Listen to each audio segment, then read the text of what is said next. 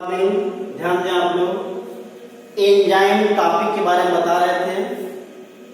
Enzyme कितने वर्ग में बांटे गए हैं? 6 प्रकार के होते हैं एंजाइम, और 6 वर्ग जो बनाए गए हैं वो किस पे डिपेंड है? उनके क्रियाशीलता। ठीक है, अब अगला देखिए एंजाइम के प्रकार। अगला हेडिंग है एंजाइम के प्रकार। एंजाइम सामान्यतः 2 प्रकार के होते हैं। 2 प्रकार के होते हैं। पहला है सरल या सिंपल एंजाइम, सरल एंजाइम। दूसरा है जटिल। जैसा नाम से इंडिकेट है, सिंपल या सरल होता है, जटिल मीन्स कॉम्प्लेक्स। सरल एंजाइम क्या होते हैं? पानी में डाल लीजिएगा। सरल एंजाइम, ये एंजाइम एक या अधिक, 2 या अधिक पॉलीपेप्टाइड से मिलकर बने होते हैं। पॉलीपेप्टाइड से मिलकर बने होते हैं। जैसे एमाइलेज है, ये कार्बोहाइड्रेट पाचन एंजाइम होता है। यूरिएज है, यूरिया का पाचन लगता है। प्रोटीन है, प्रोटीन का पाचन करता है। ये सभी एंजाइम सरल एंजाइम होते हैं। ये 2 अथवा अधिक पॉलीपेप्टाइड से मिलकर बने होते हैं जो जैव रासायनिक क्रियाओं को उत्तेजित करते हैं। ठीक है, सेकंड देखिए, सेकंड का नाम क्या है? जटिल एंजाइम।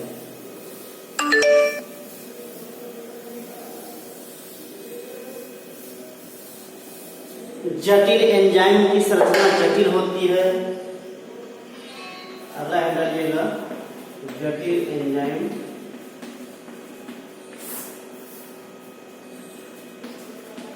जटिल एंजाइम की संरचना जटिल होती है।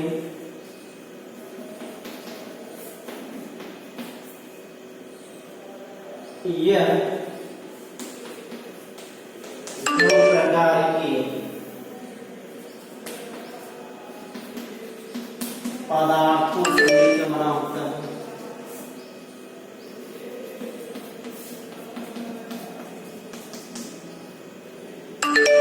एक भाग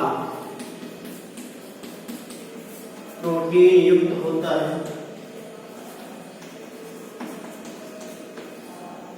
जिसे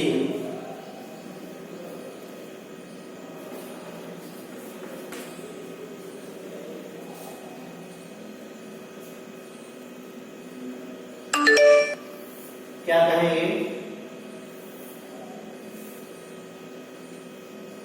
ईको एंजाइम कहते हैं। तथा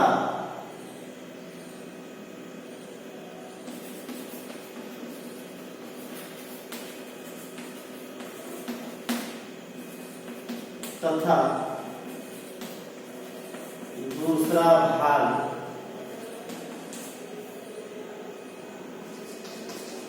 प्रोटीन रहित होता है,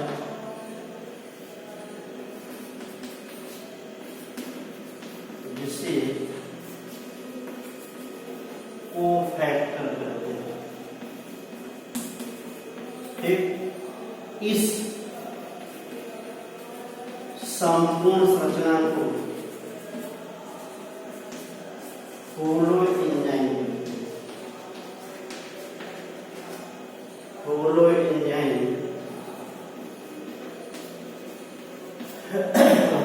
स्ट्रक्चर देखिएगा।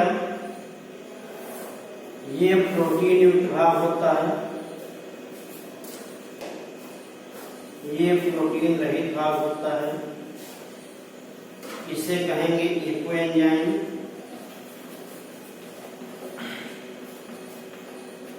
और ये कहलाता है,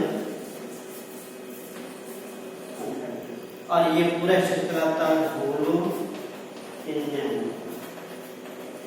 ठीक, नोट कर लीजिए, ये जटिल एंजाइम की संरचना है। अब कोफैक्टर क्या होते हैं?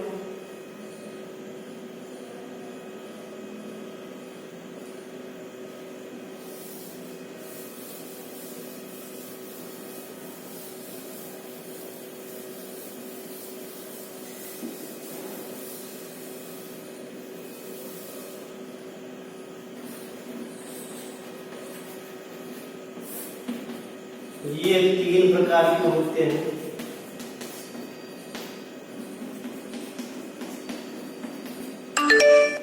पहला है प्रास्थेटिक ग्रुप, पहला होता है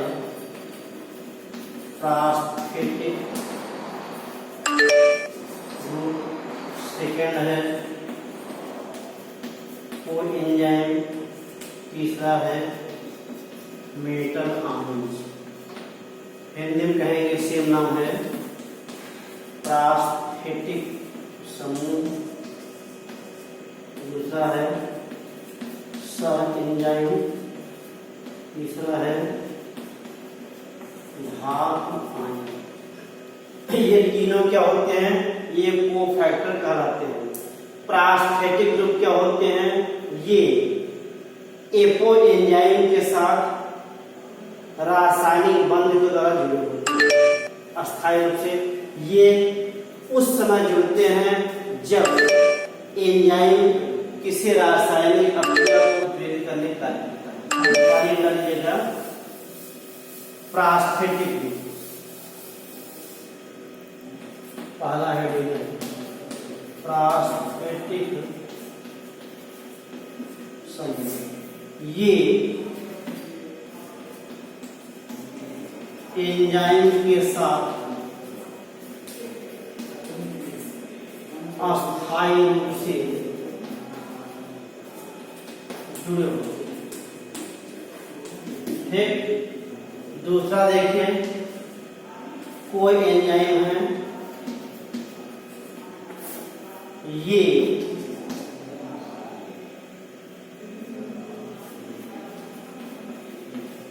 एंजाइम के साथ अस्थायी रूप से जुड़कर उनकी उत्प्रेरण शक्ति को बढ़ाते हैं। ठीक है, जैसे FAD है, NAD है, TPP है, बायोटिन। ये सभी क्या है? ये कोएंजाइम कहलाते हैं, जो एंजाइम के साथ अस्थायी रूप से जुड़ करके उनकी अभिक्रिया को या उत्प्रेरण शक्ति को बढ़ाते हैं। ठीक है, अब तीसरा है धातु आयन। कुछ धातु आयन एंजाइम के साथ जुड़कर उनकी उत्प्रेरण शक्ति को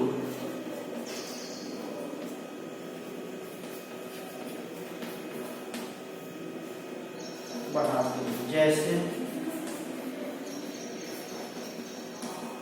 Fe है, Mn है, Mg है, Zn है। ये सभी धातु आयन होते हैं जो एंजाइम की सक्रियता को बढ़ाते हैं। नोट कर लीजिए। फिर एंजाइम की क्रियाशीलता या क्रियाविधि क्या है?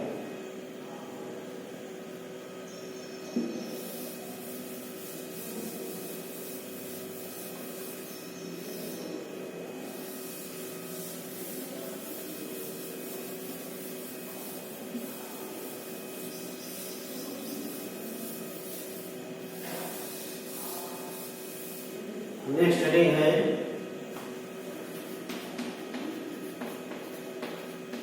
एंजाइम की क्रियाविधि। इसमें पहला सिद्धांत दिया गया था माध्यमिक यौगिक बनने का सिद्धांत। ठीक है, एंजाइम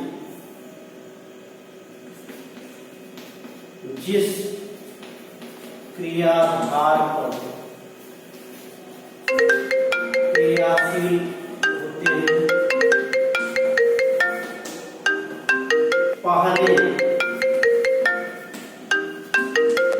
उनसे जोड़कर टीएस कॉम्प्लेक्स बनाते हैं, जो बाद में